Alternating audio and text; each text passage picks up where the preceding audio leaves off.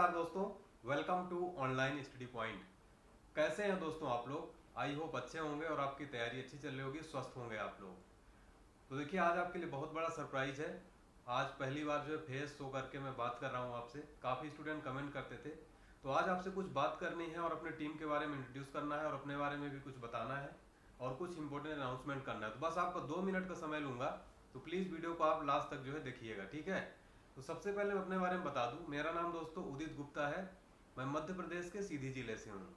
इसके अलावा दोस्तों मैंने जो चैनल जो है 22 अगस्त 2017 को क्रिएट किया था, मुझे याद है। तब मैं सोचा था दोस्तों, बस यही एक सपना था कि जो मैंने नॉलेज गेन किया है वो आप लोगों के साथ शेयर किया जाए। नॉलेज बांटने से बढ़ता है दोस्तों, इसलिए मैंने जो यूट्यूब चैनल क्रिएट किया था। और धीरे धीरे दोस्तों आप लोगों का प्यार सहयोग मिला और काफ़ी जो मिलियन सब्सक्राइबर हो गए। सबसे पहले तो आप लोगों को दोस्तों अभी तक के सपोर्ट के लिए, सहयोग के लिए दिल से हाथ जोड़कर जो है आभार प्रकट करता हूँ। बहुत बहुत धन्यवाद। आप लोग ऐसी भविष्य में भी अपना साथ बनाए रखिएगा। हम लोग आपके लिए बहुत बड़ा जो है प्लान कर रहे हैं, आपके फ्यूचर के लिए बहुत बड़ा प्लान कर रहे हैं। हम लोग डिजिटल बोर्ड पर आने वाले हैं और पूरी टीम के साथ जो है हम लोग आएंगे। तो अपनी टीम के बारे में बता दूं, जो आपको करंट अफेयर्स मैम पढ़ाती हैं, उन्होंने ज्वाइन किया था दोस्तों अगस्त 2019 में समथिंग। तो अभी लगभग उनको दो साल से ऊपर हो गया है और काफ़ी अच्छा करंट अफेयर्स पढ़ाती है। उनका नाम है कल्याणी मैम। आप लोगों को पता ही है कितना बेहतरीन करंट अफेयर्स पढ़ाती हैं। उसके अलावा शिवानी मैम तो ट्रेंडिंग करंट अफेयर्स पढ़ाती हैं। तो हम लोग दोस्तों पूरी टीम के साथ जो है बहुत जल्द लाइव आने वाले हैं, ठीक है? तो आप लोग ऐसे ही अपना प्यार और सहयोग बनाए रखिएगा। और जो अभी कुछ भी प्रॉब्लम होगी दोस्तों, आपको जो लाइव सेशन में जो सब कुछ क्लियर कर दिया जाएगा और आपको बहुत बेहतरीन जो है सब कुछ प्लानिंग के साथ आने वाले हैं हम लोग। तो आपको दोस्तों बहुत बहुत धन्यवाद, थैंक यू सो मच। अब अपना करंट अफेयर्स पढ़िए और अब मैं भी क्लासेस स्टार्ट करने वाला हूँ। सबको मैं बहुत मिस करता हूँ दोस्तों, जितने मेरे स्टूडेंट हैं सबको बहुत मिस करता हूँ। और कैसा लगा आपको ये आज सरप्राइज वीडियो? कमेंट बॉक्स में अपना फीडबैक जरूर बताइएगा। थैंक यू सो मच दोस्तों, take care, bye. Hello everyone, welcome to online study point. आज है 9 जुलाई और आज की इस वीडियो में हम 9 जुलाई से रिलेटेड करंट अफेयर के सभी इंपॉर्टेंट क्वेश्चन को कवर करेंगे। तो यदि आप लोगों को इस वीडियो की पीडीएफ चाहिए, आप हमारे इस मोबाइल एप्लीकेशन को इंस्टॉल कर सकते हैं। साथ ही आप हमारे टेलीग्राम चैनल से भी जुड़ सकते हैं, जिसकी लिंक डिस्क्रिप्शन बॉक्स में दी हुई है। और ये तो आप सभी जानते हैं कि हमारे चैनल के जो फाउंडर और CEO हैं उदित गुप्ता सर, ये कल लाइव आए थे। जैसे आप लोगों ने इन्हें पहली बार देखा है, एग्जैक्टली मैंने भी इन्हें पहली बार ही देखा है। तो देखिए, मैं भी चैनल पर आना चाहती हूँ, फेस रिवील करना चाहती हूँ। अभी तो सर लाइव आए हैं। देखिए, हमारे चैनल में 39 लाख सब्सक्राइबर ये कंप्लीट हो चुके हैं और 4 मिलियन, इससे हम मात्र 1 लाख सब्सक्राइबर दूर हैं। आप लोगों से यही रिक्वेस्ट है कि जल्द से जल्द 4 मिलियन के टारगेट को कंप्लीट करने में हेल्प करें, ताकि मैं भी ऑन स्क्रीन आ सकूँ। तो चलिए स्टार्ट करते हैं। हमारा पहला क्वेश्चन, हाल ही में मैक्सिको की खाड़ी में एक पाइपलाइन, देखिए ये गैस पाइपलाइन है, जो कि हाल ही में आग लगने के कारण चर्चे में आई थी। इस घटना को क्या नाम दिया गया है? तो ग्लोबली ये न्यूज़ काफ़ी ज़्यादा चर्चे में रही थी। इस घटना को नाम दिया गया है आइज ऑफ फायर। हालांकि अच्छी बात यह है कि यहाँ जो आग लगी थी इसे अब बुझा लिया गया है और इसमें किसी की जान नहीं गई है, लेकिन ये न्यूज़ चर्चे में थी, इसलिए आज हम इसके बारे में डिस्कस कर रहे हैं। ये लोकेशन है मैक्सिको का। ये जो आप देख रहे हैं ये है गल्फ ऑफ मैक्सिको, यानी कि मैक्सिको की खाड़ी। पृथ्वी पर ये one of the most oil and gas producing देशों में से एक है। एक कंपनी है जिसका नाम है फेनिक्स। इसका एक प्लेटफॉर्म है, प्लेटफॉर्म का नाम है कूमालूब जाप। और ये जो कूमालूब प्लेटफॉर्म है, ये मैक्सिको का largest crude oil producing platform है। ये अकेला ही पेमिक्स कंपनी, जिसके बारे में अभी मैंने बताया है, इसके 40% क्रूड ऑयल के प्रोडक्शन के लिए जिम्मेदार है। और यहीं पर कूमालूब गैस फील्ड भी है, जो कि गैस प्रोड्यूस करता है। तो देखिए, इस प्लेटफॉर्म की जो पाइपलाइन है, इस गैस को, मतलब कि इसकी जो गैस है, इसे अंडर वाटर पाइपलाइन के थ्रू गैस प्रोसेसिंग कॉम्प्लेक्स में भेजा जाता है, समुद्र के अंदर से, जो कि आप इमेज में देख पा रहे हैं। तो अभी क्या हुआ है कि समुद्र के अंदर जाती हुई ये जो गैस की पाइपलाइन है, इसमें रिसाव हो गया, जिसके कारण जो गैस है यहाँ से लीक होने लगी और यहाँ भीषण आग लग गई। आग इतनी खतरनाक थी कि काफ़ी समय लग गया इसे बुझाने के लिए, लेकिन फाइनली ये बुझ चुकी है। सवाल ये भी आता है कि क्या यहाँ अचानक से आग लग गई, वो भी पानी के अंदर? तो देखिए, एक हरिकेन है, ये भी चर्चे में रहा था, हरिकेन एल्ज, जिसके बारे में अगले क्वेश्चन में मैं डिस्कस भी करूँगी। तो इस एरिया के आसपास हरिकेन एल्ज ये डेवलप हो रहा था।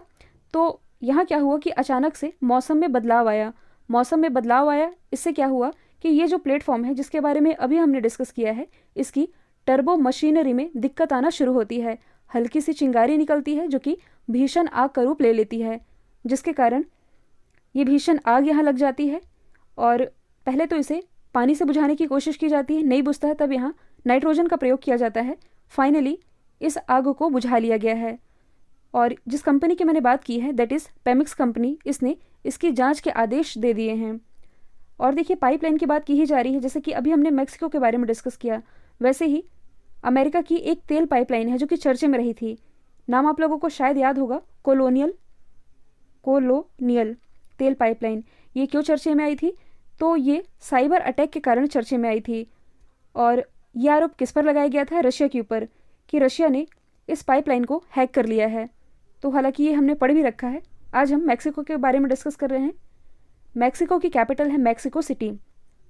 ये तो आप सभी जानते हैं कि क्लाइमेट इमरजेंसी लागू करने वाला विश्व का पहला देश ब्रिटेन है, लेकिन क्लाइमेट इमरजेंसी लागू करने वाला विश्व का पहला शहर पूछा जाए तो ये मैक्सिको सिटी ही है। साथ ही सॉवरेन बॉन्ड जारी करने वाला पहला देश ये भी मैक्सिको ही बना है। ये सारी चीज़ें मैंने आप लोगों को बता ही दी है। अगला क्वेश्चन है, हाल ही में क्यूबा में आए उष्णकटिबंधीय तूफान को क्या नाम दिया गया है?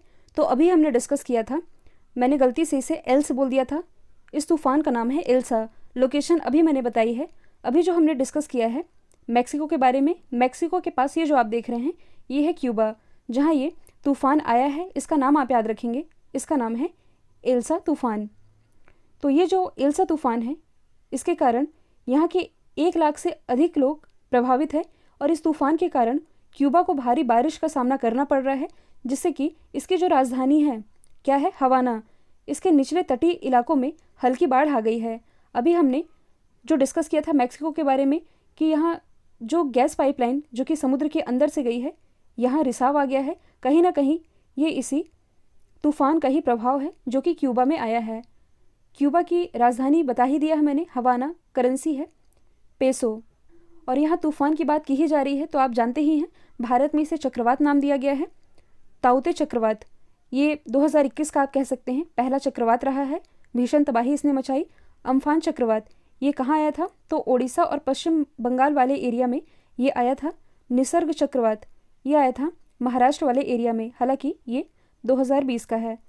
अगला क्वेश्चन है, हाल ही में भारतीय सेना प्रमुख जिनका नाम है मनोज मुकुंद नरवणे, इन्होंने किस देश में भारतीय सैनिकों के लिए युद्ध स्मारक का उद्घाटन किया है? तो ये उद्घाटन अभी हाल ही में किया गया है इटली में, मनोज मुकुंद नरवणे जी के द्वारा। सवाल यह आना चाहिए कि इटली में भारतीय सैनिकों के लिए युद्ध स्मारक का उद्घाटन क्यों किया गया है? तो देखिए आप लोगों ने द्वितीय विश्व युद्ध यानी कि सेकेंड वर्ल्ड वॉर के बारे में तो पढ़ा ही होगा। तो सेकेंड वर्ल्ड वॉर के दौरान भारत के सैकड़ों ऐसे सैनिक हैं जो कि इटली को सपोर्ट करने गए थे, क्योंकि ये तो आप सभी जानते हैं भारत को ये आश्वासन दिया गया था कि जो दूसरा विश्व युद्ध होगा इसके बाद भारत को आज़ादी दे दी जाएगी। इसके लिए भारत भी इसमें सपोर्ट करता आ रहा था। द्वितीय विश्व युद्ध में भारत ने अपने सैनिक यहाँ भेजे और सैकड़ों की संख्या में भारतीय सैनिक भी इसमें शहीद हुए थे। ये सारी चीज़ें आप लोगों को मालूम ही है। तो इसी में जो सैनिक शहीद हुए थे इन्हें श्रद्धांजलि देने के लिए एक तरह के स्मारक का उद्घाटन किया गया है मनोज मुकुंद नरवणे के द्वारा। कहाँ किया गया है? इटली में। इटली की यदि हम बात करें तो इसकी कैपिटल है रोम। रोम ये किस नदी के किनारे बसा हुआ है? टाइबर नदी के किनारे। अच्छा, रोम में किसका हेडक्वार्टर स्थित है? फूड एंड एग्रीकल्चर ऑर्गेनाइजेशन का, और ये मेडिटेरियन सी से सीमा साझा कर रहा है। अगला क्वेश्चन है, हाल ही में किस देश ने मौसम की सटीक भविष्यवाणी के लिए एक नया सैटेलाइट जिसका नाम है फ्यूंगयून 4B लॉन्च किया है? तो ये लॉन्च किया गया है चाइना के द्वारा। तो यदि आपसे एग्जाम में इस तरह का क्वेश्चन पूछा जाता है कि भविष्यवाणी के लिए या मौसम उपग्रह नाम दे दिया जाए कि ये किस देश से रिलेटेड है, तो आप लोगों को तो नाम देख के ही समझ आ जाना चाहिए। अजीबोगरीब इनके नाम होते हैं। फेंगयून 4B सैटेलाइट जो कि चाइना के द्वारा भेजा गया है, और ये किसकी जांच करेगा? मौसम विज्ञान, एनवायरमेंट और जो समुद्री एरिया है इसकी भी ये जांच करेगा और अपने डेटा साझा कर सकेगा। इसके अलावा बाढ़, सूखा, रेतीले तूफान और जो भी आपदाएं आती हैं इस पर ये निगरानी रखेगा, पहले से इसे ट्रेस कर सकेगा। मतलब वो होता है ना कि सैटेलाइट अवलोकन करके बता देते हैं कि कौन सा एरिया क्षतिग्रस्त हो सकता है, इस तरह की ये निगरानी रखेगा। इसमें एक रैपिड इमेजर भी शामिल है जो पृथ्वी की स्कैन इमेजिंग में तेजी ला सकता है, और ये रिलेटेड है चाइना से। चाइना की कैपिटल है बीजिंग, करेंसी है रेनमिनवी, प्रेसिडेंट शी जिनपिंग। चाइना से रिलेटेड कुछ फैक्ट तो आप लोगों को रट चुके होंगे। भारत की सीमा में आप लोगों ने देखा कि जो तिब्बत वाला एरिया है और अरुणाचल प्रदेश का जो ऊपरी इलाका है, तो इसी तिब्बत वाले एरिया में चाइना के द्वारा इलेक्ट्रिक बुलेट ट्रेन ये चलवा दी गई है। विदेशी मुद्रा भंडार के मामले में ये दुनिया में टॉप पर रहा है। दुनिया का सबसे बड़ा radio telescope 500 metre aperture spherical telescope FAST ये भी चाइना के ही द्वारा लॉन्च किया गया। WHO के द्वारा हाल ही में से मलेरिया मुक्त घोषित किया गया है। ये सारी चीज़ें मैं आप लोगों को बार बार इसलिए रिपीट करवाती हूँ ताकि आप लोगों के दिमाग में चीज़ें छप जाएं। एग्जाम में यदि आपसे पूछा जाए तो ये आपसे मिस्टेक ना हो पाए। अगला है, हाल ही में खबरों में रहा वाल्मीकि राष्ट्रीय उद्यान किस देश का एकमात्र राष्ट्रीय उद्यान है? तो ये है बिहार का वाल्मीकि नेशनल पार्क। सवाल ये बनता है कि ये चर्चे में क्यों आया था। इसकी लोकेशन यदि आप देखेंगे तो ये भारत और नेपाल की सीमा पर स्थित है, गंडक नदी के किनारे। कई बार एग्जामिनर थोड़े टफ क्वेश्चन पूछता है तो जियोग्राफिकल कोई भी चीज़ें यदि चर्चे में रहती है तो उसके आसपास का लोकेशन पूछ लिया जाता है। ये गंडक नदी के किनारे बसा हुआ है, बिहार का एकमात्र राष्ट्रीय उद्यान है। और बिहार के वाल्मीकि टाइगर रिजर्व के अधिकारियों ने जो संरक्षित एरिया है इसकी विभिन्न श्रेणियों में लगभग 150 गिद्धों की पहचान की है। और गिद्ध संरक्षण के लिए जो प्रस्तावित योजना है, आप लोगों को मालूम ही है, भारत का पहला गिद्ध संरक्षण और प्रजनन केंद्र ये उत्तर प्रदेश में स्थापित किया गया है। तो इस प्रस्तावित योजना के तहत वन्यजीव आवासों के लिए एकीकृत विकास को इसकी रिपोर्ट भेजी गई है, जिसके कारण ये चर्चे में आया है। यदि हम बात करें बिहार की, इसकी राजधानी है पटना, मुख्यमंत्री ये है नीतीश कुमार। बिहार से रिलेटेड अब हम कुछ करंट के क्वेश्चन डिस्कस कर लेते हैं, जैसे कि भगवान बुद्ध की, गौतम बुद्ध इनकी सबसे बड़ी लेटी हुई प्रतिमा इसकी स्थापना की गई है बोध गया में। बिहार एथेनॉल पॉलिसी जारी करने वाला भारत का पहला राज्य है।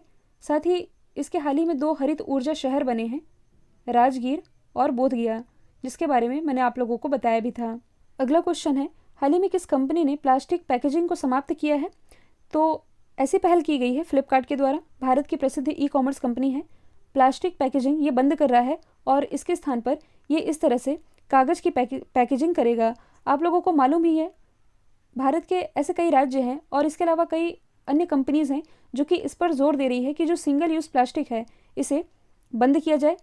एकदम से तो बंद नहीं हो सकता, लेकिन धीरे धीरे कुछ पहल करके इसे समाप्त किया जा सकता है। मतलब कि इसका जो हम यूज़ करते हैं इसे कुछ हद तक तो कंट्रोल में लाया ही जा सकता है। अब इस पर क्यों इतना ज़्यादा विचार किया जा रहा है? क्योंकि देखिए, जो सिंगल यूज़ प्लास्टिक होते हैं ये क्या होते हैं? ऐसे प्लास्टिक जिसका हम केवल एक ही बार उपयोग करते हैं। मार्केट में जो हम पॉलीथीन ले जाते होंगे, जिस डिस्पोजल में आप कह सकते हैं चाय या कॉफ़ी पीते हैं, जो आप स्ट्रॉ यूज़ करते हैं, इसका तो हमने एक बार यूज़ किया और फेंक दिया, दोबारा तो इसका इस्तेमाल नहीं होता। तो ये जो सिंगल यूज़ प्लास्टिक होते हैं ये एकदम से गलते भी नहीं हैं। गलते नहीं कहने का मतलब है कि इसे पूरी तरह से अपघटन होने में इसका 1000 से लाखों साल लग जाता है, जो कि पर्यावरण के लिए चिंता का विषय है। इसे ही कंट्रोल में लाने के लिए काफ़ी सारी पहलें भी की जा रही हैं। इसके तहत ई-कॉमर्स ने अभी ऐलान किया है कि अब ये प्लास्टिक के पैकेजिंग का इस्तेमाल नहीं करेंगे और इसने इस फैसले को फ्लिपकार्ट के पूरे देश में फैले 70 से अधिक सेंटरों में लागू कर दिया है। और सिंगल यूज़ प्लास्टिक की जगह अब पैकेजिंग में पर्यावरण में अनुकूल, मतलब कि ऐसे प्रोडक्ट जो कि पर्यावरण के अनुकूल हैं, जिन्हें रिसाइकिल किया जा सके, जैसे कि कागज़ के थैले वगैरह, इसका इस्तेमाल इसमें अब किया जाएगा। फ्लिपकार्ट की यदि हम बात करें तो भारत की प्रसिद्ध ई-कॉमर्स कंपनी है। इसकी स्थापना 2007 में सचिन बंसल और बिन्नी बंसल ने की थी। हेडक्वार्टर इसका बेंगलोर कर्नाटक में स्थित है। CEO ये है कल्याण कृष्णमूर्ति। अच्छा, आप लोगों को याद होगा 2 दिन पहले मैंने आप लोगों को बताया था, इसी फ्लिपकार्ट के द्वारा एक एप्लीकेशन लॉन्च किया गया है, चर्चे में रहा था। यदि आप लोगों को याद होगा तो ये आप कमेंट बॉक्स में बताइएगा। अगला क्वेश्चन है, भारतीय अक्वा किसानों के लिए भारत सरकार के द्वारा कौन सा एप्लीकेशन लॉन्च किया गया है? तो जो अक्वा फार्मर्स हैं इनके लिए हाल ही में मत्स्य सेतु एप्लीकेशन लॉन्च किया गया है। इस एप्लीकेशन में होगा क्या? तो देखिए, जो किसान हैं, कैसे किसान? ऐसे किसान जो मछली पालते हैं, इन किसानों के लिए बेसिकली इस एप्लीकेशन को लॉन्च किया गया है। इससे होगा क्या? इस एप्लीकेशन को इंस्टॉल करके मछलियों की जो विभिन्न प्रजाति हैं इनके बारे में जानकारी मिल सकेगी, सेल्फ लर्निंग मॉड्यूल मिलेंगे। साथ ही इस प्लेटफॉर्म पर जो विशेषज्ञ हैं मछलियों के प्रजनन, इनके उत्पादन, ग्रो आउट संवर्धन पर बुनियादी जानकारी दे सकेंगे। इसके अलावा जो मछली पालन किसान हैं जो कि मछली पालते हैं, इस एप्लीकेशन के माध्यम से जो एक्सपर्ट हैं इनसे सवाल भी पूछ सकेंगे। तो इन्हीं के पक्ष में ये एप्लीकेशन लॉन्च किया गया है जिसका नाम है मत्स्य सेतु एप्लीकेशन। अगला क्वेश्चन है, हाल ही में किस राज्य सरकार ने कोरोना महामारी के प्रकोप को देखते हुए इस माह शुरू होने वाली जो कांवड़ की यात्रा थी, इस पर बैन लगाया है। तो ये बैन लगाया गया है उत्तराखंड गवर्नमेंट के द्वारा। कांवड़ यात्रा आप लोग देखते होंगे, जो कांवड़िया होते हैं ये जल लेकर जाते हैं। हर साल श्रावण मास में ये नज़ारा देखने को मिलता है और यह हमारे यहाँ भी होता है। जो कांवड़िया यात्री होते हैं ये हर साल आते हैं, लेकिन अभी क्या हुआ है कि महामारी के कारण इस पर जो होने वाली भीड़ थी ये धीरे धीरे कम होने लगी है। तो उत्तराखंड में पिछले साल भी इस पर बैन लगाया गया था कांवड़ यात्रा पर, और इस बार भी इसे स्थगित कर दिया गया है। तो हर साल श्रावण मास में लाखों की तादाद में जो कांवड़िया यात्री होते हैं ये सुदूर स्थानों से आकर के जो गंगा नदी है यहाँ से जल भरते हैं और पैदल यात्रा करके अपने गांव वापस लौटते हैं। इस यात्रा को कांवड़ यात्रा बोलते हैं। हमारे यहाँ क्या है कि जैसे मैं हूँ अमरकंटक से, तो जो कांवड़िया यात्री आते हैं वो अमरकंटक आते हैं, नर्मदा नदी से जो कुंड है यहाँ से जल भरते हैं और यहाँ से कुछ दूरी पर स्थित है जालेश्वर धाम। यहाँ पैदल जाते हैं 10 किलोमीटर तक और वहाँ जाकर के जल चढ़ाते हैं। तो ये अपनी अपनी श्रद्धा है कांवड़िया यात्रियों की। फिलहाल इनकी यात्रा स्थगित कर दी गई है। किसने की है? उत्तराखंड सरकार ने। उत्तराखंड की यदि हम बात करें तो इसकी राजधानी देहरादून, ग्रीष्मकालीन राजधानी ये है गैरसेन। उत्तराखंड के पिथौरागढ़ जिले में क्या स्थापित किया गया है? भारत का पहला लाइकेन पार्क स्थापित किया गया है, जबकि नैनीताल में भारत का पहला मास गार्डन स्थापित किया गया है। उत्तराखंड से आप क्या रिलेट कर सकते हैं? तो कृषि भूमि को लीज पर यानी कि पट्टे पर देने वाला भारत का पहला राज्य यदि पूछा जाए तो ये उत्तराखंड ही है।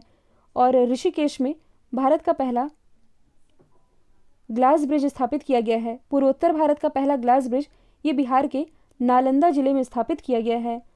चमोली में हाल ही में ग्लेशियर फटने की घटना सामने आई थी। उत्तरकाशी से आप क्या रिलेट कर सकते हैं? तो भारत का पहला हिम तेंदुआ संरक्षण और प्रजनन केंद्र इसी उत्तरकाशी जिले में स्थापित किया गया। अगला क्वेश्चन है, खादी प्राकृतिक पेंट के ब्रांड एम्बेसडर कौन बने हैं? तो ये भी हाल ही में बन गए हैं, नितिन जयराम गडकरी जी। देखिए जो KVIC है, खादी एवं ग्राम उद्योग आयोग, इसके द्वारा भारत में पहली बार गाय के गोबर से बना पेंट लॉन्च किया गया। इसे नाम दिया गया है प्राकृतिक पेंट। ये भारत का ऐसा पहला पेंट है जो कि गाय के गोबर से तैयार किया गया है, पूरी तरह से नेचुरल है, और इसी के ब्रांड एम्बेसडर बन गए हैं नितिन जयराम गडकरी जी। इस पेंट की जो भी बिक्री होगी ये KVIC के माध्यम से ही की जाएगी। और एक क्वेश्चन एग्जाम में पूछा गया था कि KVIC के द्वारा भारत का पहला सिल्क प्रोसेसिंग प्लांट कहाँ स्थापित किया गया? तो ये गुजरात के सुरेंद्र नगर में ही स्थापित किया गया है। और बिहार खादी के ब्रांड एम्बेसडर कौन बने हैं? तो बिहार खादी के ब्रांड एम्बेसडर ये हैं पंकज त्रिपाठी। सॉरी मुझे नाम याद नहीं आ रहा था, बेहतरीन एक्टर हैं पंकज त्रिपाठी। अगला क्वेश्चन है, हाल ही में मेघालय का 12वां जिला ये कौन बना है? तो 12वां जिला ये भी हाल ही में बन गया है मैरंग। मेघालय के पश्चिमी खासी हिल्स में एक उपमंडल मैरंग ये राज्य में एक नया जिला बनने जा रहा है। मेघालय की जो राजधानी शिलोंग इससे लगभग ये 40 से 45 किलोमीटर की दूरी पर स्थित है। ये 12वां जिला बनेगा। पूर्वोत्तर भारत में ये आप देख सकते हैं मेघालय की लोकेशन। यहाँ से आप लोगों को 3 पहाड़ियों के नाम याद रखने हैं जो कि अक्सर एग्जाम का पार्ट बनती हैं, गारो, खासी और जयंतिया। मेघालय की राजधानी क्या है? यह है शिलोंग। शिलोंग ये किस लिए प्रसिद्ध है? तो जो अंतर्राष्ट्रीय चेरी ब्लॉसम फेस्टिवल है ये इसी शिलोंग में आयोजित किया जाता है। मुख्यमंत्री ये हैं कॉनराड संगमा। देखिए इस क्वेश्चन में बात की जा रही है कि किसी राज्य का कोई नया जिला बना है, तो ऐसे ही मैंने कुछ ऑप्शन लिखे हैं जो कि कहीं ना कहीं इससे आप रिलेट कर सकते हैं। तो सबसे पहले यदि हम बात करें विजयनगर की, ये कुछ समय पहले ही कर्नाटक का 31वां जिला बना वेल्लारी से अलग होकर के। मलेरकोटला जो कि मुस्लिम बहुल इलाका है ये हाल ही में पंजाब का 23वां जिला बना है। मयिलादुथुरई ये हाल ही में तमिलनाडु का 38वां जिला बना है। तो ये आप रिलेट करके याद रख सकते हैं। अब हम रिवीजन कर लेते हैं कल के क्वेश्चन का। किस देश में सेना का विमान क्रैश होने से 50 से अधिक लोगों की मौत हुई है? फिलीपींस में। कोयले के उत्पादन में भारत का शीर्ष राज्य ये रहा है छत्तीसगढ़। और कोकिंग कोल के उत्पादन में झारखंड टॉप पर है। 4 तरह के कोयले होते हैं जिसमें कि सबसे बेस्ट होता है एंथ्रेसाइट कोयला, क्योंकि इसमें कार्बन की मात्रा सबसे ज़्यादा पाई जाती है। चर्चे में रहा पंचमूली झील कहाँ स्थित है? गुजरात में। जो सरदार पटेल की दुनिया की सबसे ऊंची प्रतिमा है, 182 मीटर इसकी हाइट है, इसी के पास ये झील स्थित है। मगरमच्छों को यहाँ से निकाला गया है पर्यटकों की सुरक्षा को देखते हुए, जिसके कारण ये चर्चे में आया है। जेफ बेजोस ने इस्तीफ़ा दिया है। इम्पॉर्टेंट ये नहीं है कि जेफ बेजोस ने इस्तीफ़ा दिया, इम्पॉर्टेंट अब ये है कि अमेज़ॉन के नए CEO बन गए हैं एंडी जेसी। चर्चे में रहा तियांगयोंग, ये प्रमुख अंतरिक्ष स्टेशन है चाइना का। यहाँ जो 3 अंतरिक्ष यात्री इसमें भेजे गए थे, इन्होंने स्पेस वॉक किया। लगभग 7 घंटे इनका ये स्पेस वॉक रहा, जिसके कारण ये चर्चे में आया था। कल जो मैंने आप लोगों से सवाल पूछा था, इसका राइट आंसर गोवा था। अब आप लोगों के लिए आज का सवाल है, कोयले के उत्पादन में भारत का शीर्ष राज्य कौन रहा है? इसके बारे में आप लोगों को डिटेल में लिखना है। तो यदि वीडियो आप लोगों को पसंद आया है तो वीडियो को लाइक कीजिए, शेयर कीजिए और चैनल को सब्सक्राइब करना बिल्कुल मत भूलिएगा। आज के लिए इतना ही। Thank you so much.